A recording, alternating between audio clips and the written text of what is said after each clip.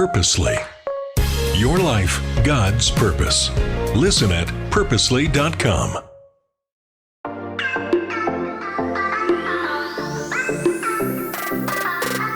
Hello, everyone, and welcome to the Gospel Tech Podcast. My name is Nathan Sutherland, and this podcast is dedicated to helping families love God and use tech. Today, we are jumping into a two-part series on parenting video games well. I'm excited for this series because I believe we can do this really, really simply. That doesn't mean it's easy, but parenting video games well simply takes intentionality and making sure we framed the conversation correctly. If you're not familiar at all with my history with video games, you should have the disclaimer up front. I no longer play video games. I think they're awesome. I played them lots growing up and loved them, and came to a spot where the Holy Spirit of God had to grab me during a sermon, and I was heavily convicted. The pastor asked a very simple question, but it was in the context of a statement, actually. The question was, are we trusting God with our joy in our life? And the context was, if you're asking God to help you manage your sins, you're praying the wrong prayer. God doesn't manage sin, he kills it. And that previous night, I had yet another gaming bout that went well past my timelines, and I was very frustrated at my lack of willpower and self-control. And at 2 a.m., I'd asked God to help me with my self-control. I said, God, help video games not be a problem. Can I love Anna?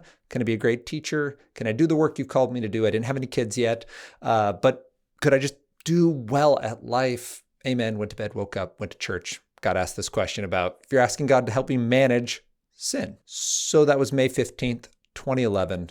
I have not played a game since. That was a cold turkey day for me. It was not the first day I'd realized I had an issue. That went all the way back to high school, when I realized I was starting to dodge people to get more game time, or that I was processing my negative emotions through video games, or for that matter, all my good emotions. When I had a great day, I wanted to play video games to celebrate. And when I had people I liked, I wanted to play video games because the people I like are even more fun when they're around video games I like. And then all of a sudden, I'm just not dealing with hard feelings and running to video games right after something hard happens. And I'm not around people I like because, well, frankly, they don't always want to play video games, and then I don't hang out with them. And I got to the point where now I'm an adult that I'm running on a lot of momentum of positive, healthy choices in the past, but they're not reflected in my gaming decisions. My gaming is taking me away from who I want to become.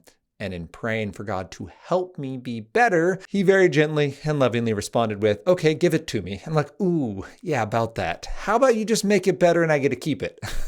That was the struggle for years. That brought me to May 15th, 2011.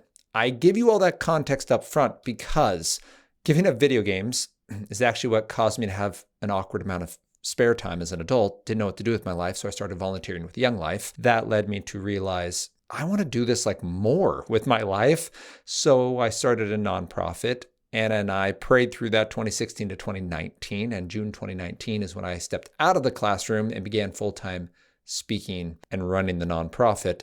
Flint and Iron was the original, still works in the public forum. So I go to public schools and organizations, and then Gospel Tech is the church-specific one where we share the gospel and talk about how do we love God, and from our love of God, use the best tech well. That all came because God asked me, do you trust me to be better than your video games? Do you trust me to fulfill you and to uphold you and to uplift you and to amaze you more than your favorite video games? And the answer for many, many years was no. And it ended with all right, I'll let you try. And it turns out God's even better than video games, folks. You heard it here first. But in this conversation today, what we're talking about when parenting, the reason I had to split it into two is because I want you to be able to do this well. And I believe it is very accessible to all sorts of people. Some of you with gaming backgrounds, some of you who love video games, some of you who had self-destructive habits with video games, but we are talking just video games. Yes, it applies to other tech and other areas of your life. But the reason we're talking just video games is I want to address first the three things that we do wrong when parenting video games. Like if video games go sideways in your life and you go, that's not what I expected it to look like. You've used that reset that we talk about where you looked at relationships and emotions and sleep and enjoyment and time, and you go, hey, your relationships get worse with video games, or your emotions are less stable, or your sleep is interrupted. Like you go through a reset and you go, oh, this is wrong. Then you might be confused at okay, but why? Where are we missing it? These are the three main areas we're going to go awry. Some of you play video games or have video games as part of your family, or your kids play video games, and it's great. And you watch your children flourish. Super cool. That does not apply to you then. What we're talking about today is in parenting video games, what are the three things we get it wrong? And that then gives us steps forward because now we can correct things. And the second part is more about like the tangible aspects of, okay, we've decided video games are a good fit, or we'll address how do we make sure we decide that video games are a good fit. I'll actually bring up reset in the next one, not in this one. And then after that, how do we move forward with picking the right game? So the 3 ways we get video games wrong are: first, we ask, will they have fun? Second is we fall prey to the cul-de-sac argument. And third is we take the path of least resistance. So first, will they have fun? This is generally where most of our questions about video games stop. We simply have a child who says, Mom or Dad, can I play this game? And we go, yeah, it seems like it's a fun game. Go nuts. And we don't ask any further questions. And frankly, that's the wrong question. The question we need to be asking isn't simply, will this feel good? There's lots of behaviors we don't want our children to participate in that aren't necessarily morally wrong. Take gambling, for example.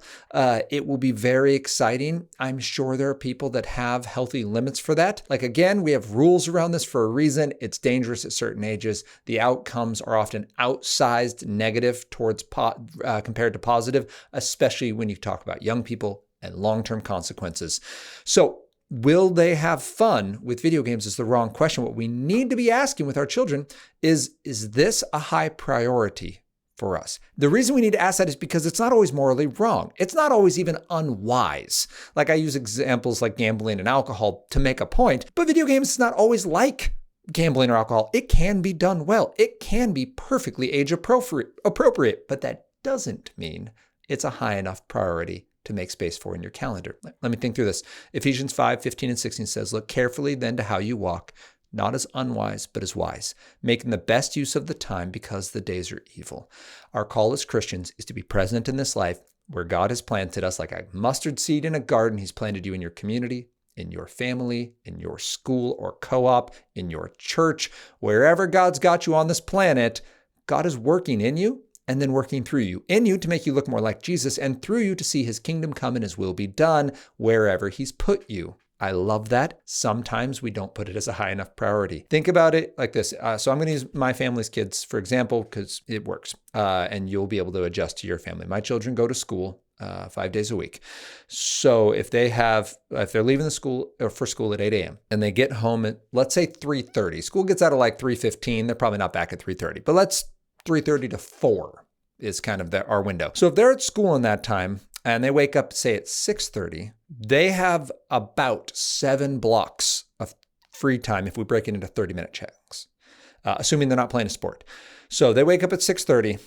They don't get discretionary time really in the morning because they're going to wake up. They have a list of things they're going to do that involves like read your Bible, play your piano or your clarinet, do your math, eat breakfast with the family, help clean up the kitchen. Like, they've got their tasks, and very rarely do they finish that. And we've talked about this before, my desire to like read the Bible with my family, like that's going in the morning. That's our priorities. So like, you don't have discretionary time. Then you go to school, then you come back. It's now 4, let's say. You don't have piano on this day. You don't have sports. So from 4 to 5:30, maybe 6, you've got discretionary time. Let's call that 4 chunks. Let's say you eat at 6 and your kids aren't helping make the meal. They've got 4 30-minute chunks right there. You eat a meal. You're done by 7. You've cleaned up, kids did their chores. So between 7 and 8, let's call it 8. They've got 2 more chunks. You're at 6 blocks right now of time.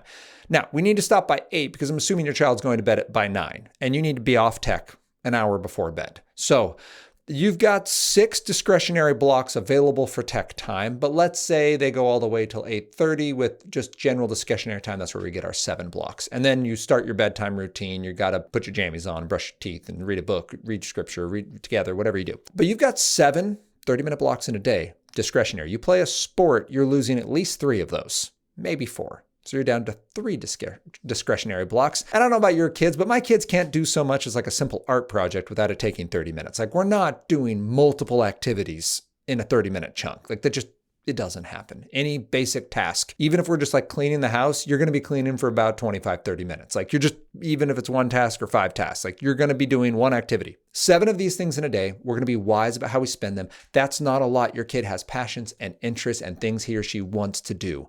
We need to be intentional with using that time well and asking ourselves, does this make the most sense for how our children will use their time? I bring this up because it was all too real. So full disclosure, I own a gaming console. Now, again, I don't play video games.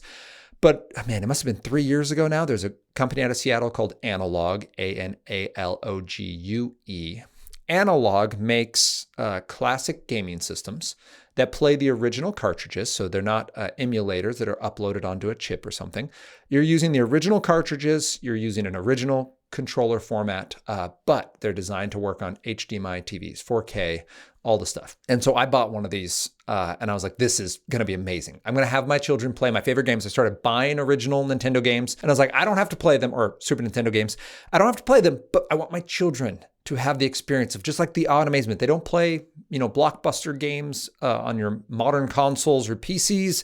So I want them to have Legend of Zelda, and I want them to have Mega Man, and I want them to have these experiences I had, Donkey Kong. Like I want them to experience these games and the awe and wonder that I experienced as a child that was so cool. So I bought the console and I hid it. And I was like, we won't tell them yet, but we'll bust it out one like Christmas break, like sometime when it's not going to distract from something we need to do. And so last year, 2024, I was like, I'm going to break out the system now and I'm going to show them. And as I was going, it was the day of, I'm like, Anna, we talked about this, we're going to do it. And she's like, wait, before you do, which activity would you not want our children to do today so they have time for this game?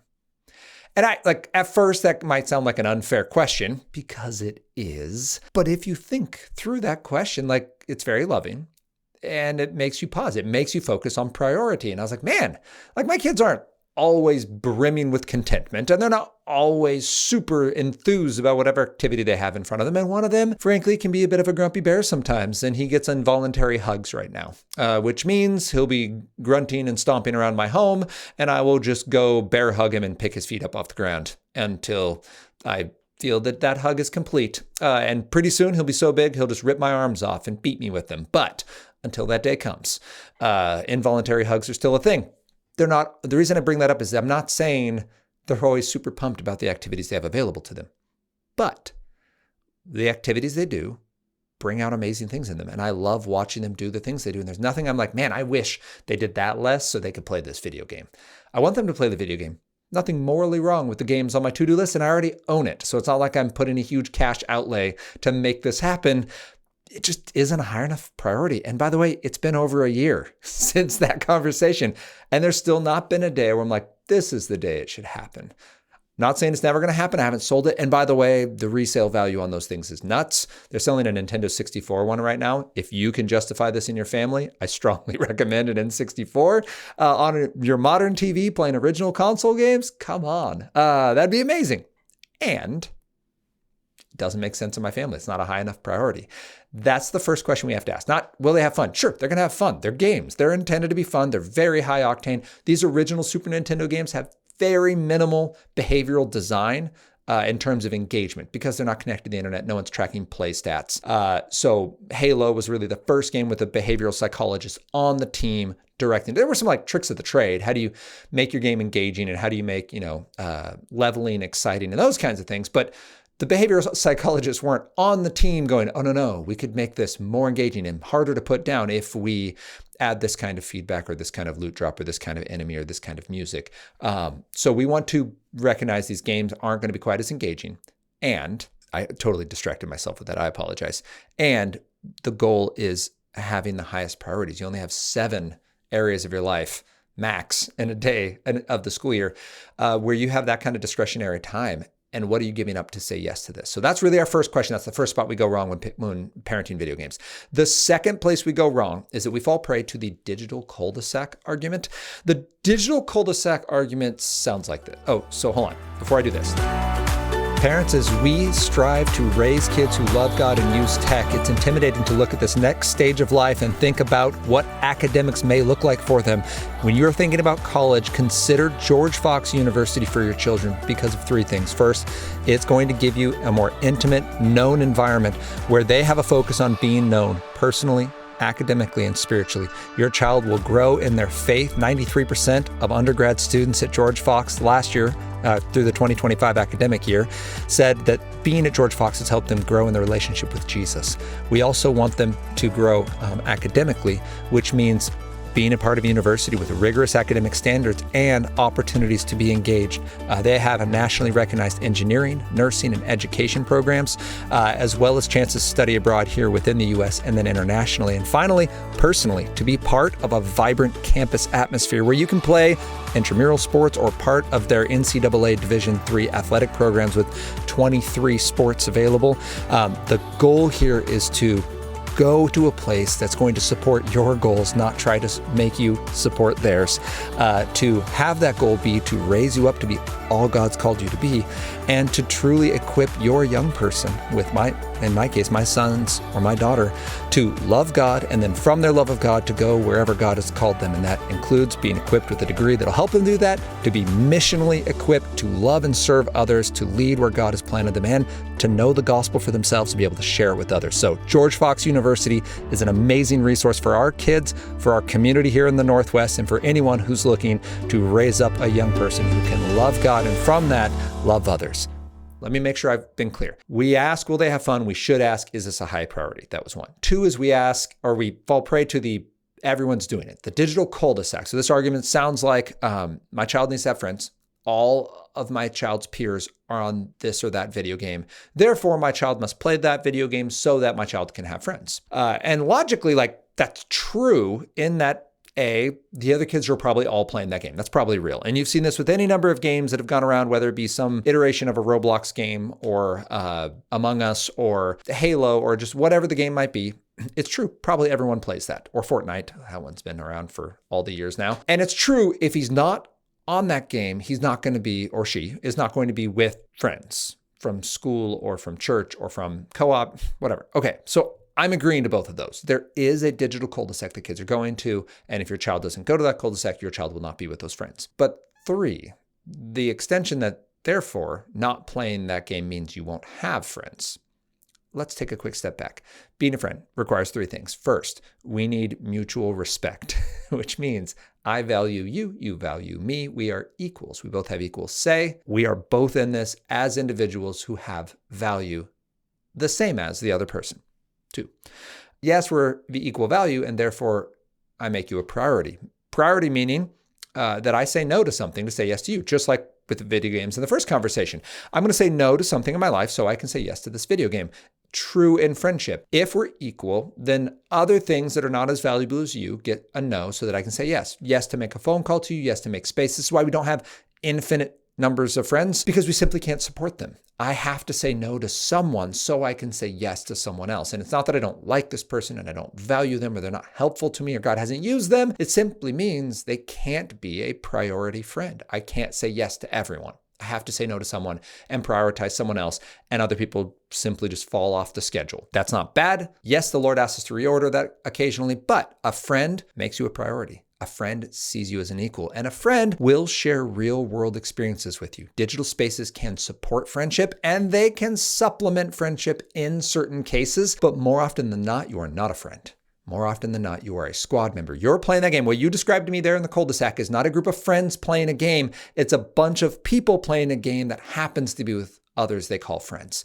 The reason I know that, those individuals are not priorities. The video game is. How do you know? You have a bad day or you don't make it on the game, and now you say, I don't have friends because I'm not on the game. It is possible to play a video game with your friends. In fact, I have many, many friends.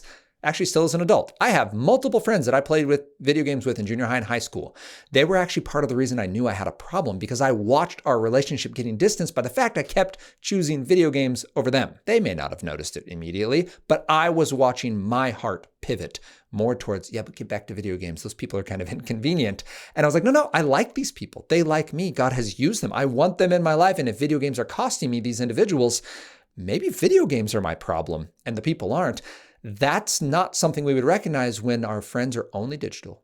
We only have them because we're in the same group or clan or squad.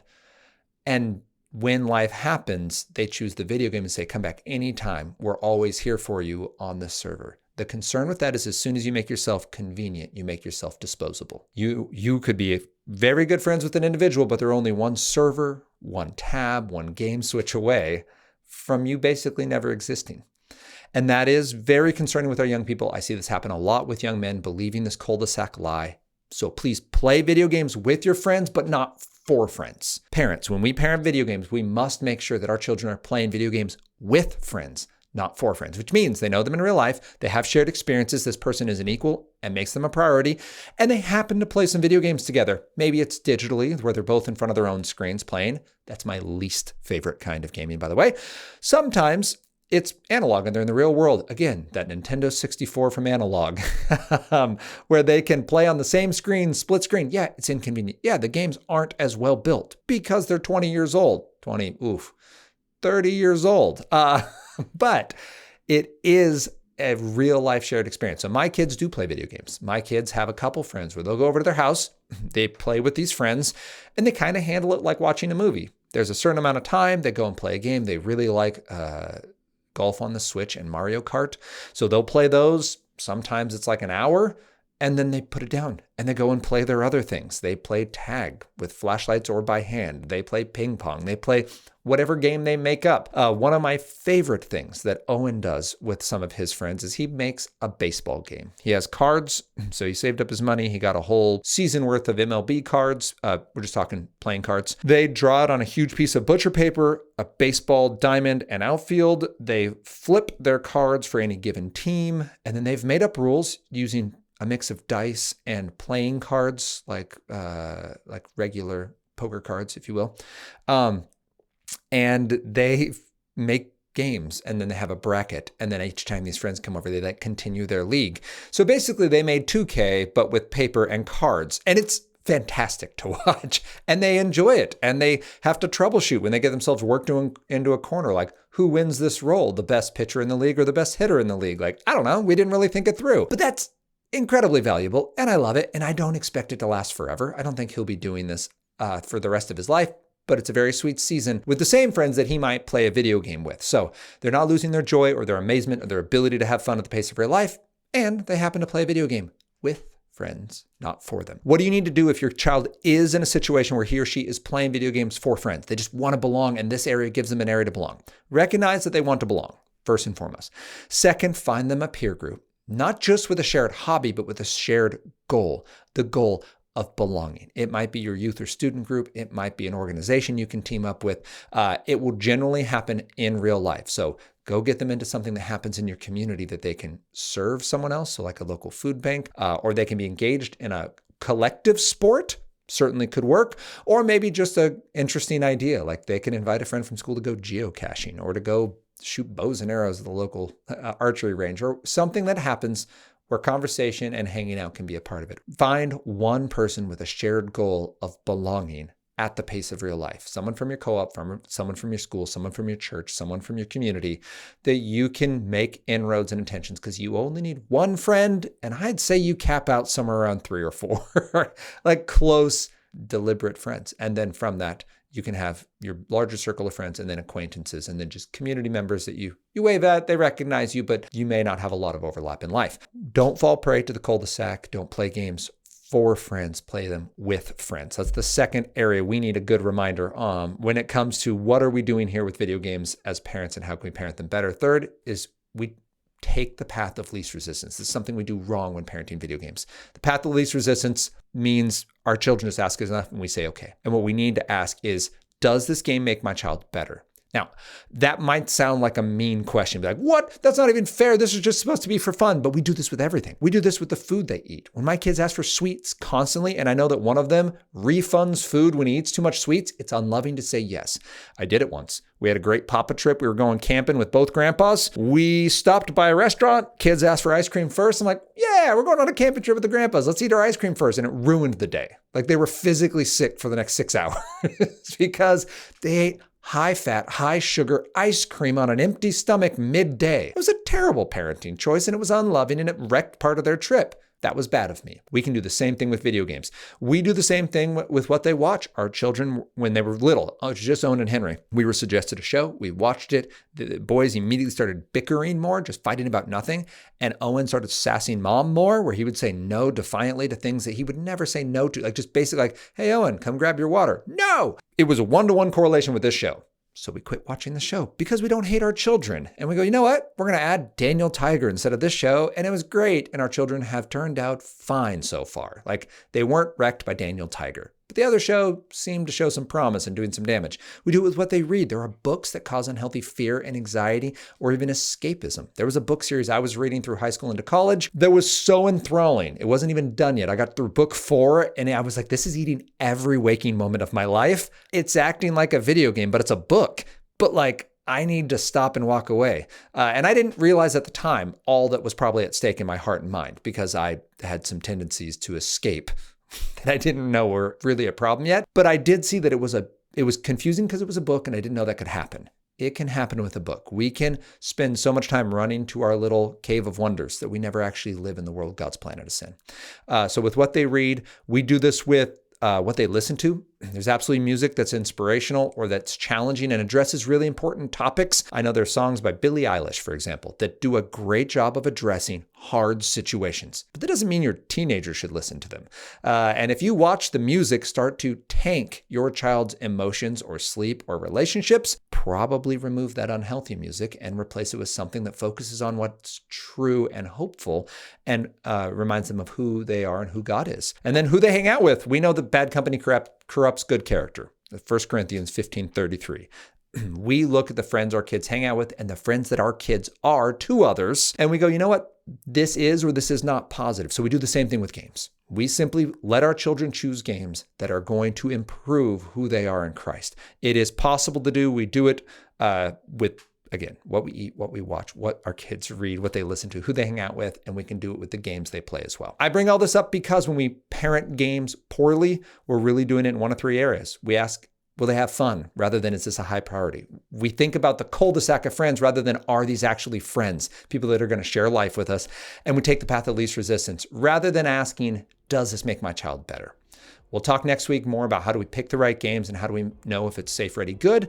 But for today, I hope this was encouraging to you and equips you to talk about games well with your family. If you have any questions, reach out to me, Nathan@gospeltech.net, or at LoveGodUseTech on Instagram, Facebook, and YouTube. And join us next week as we continue this conversation both about video games and how we can raise kids who love God and use tech. I'll talk to you then.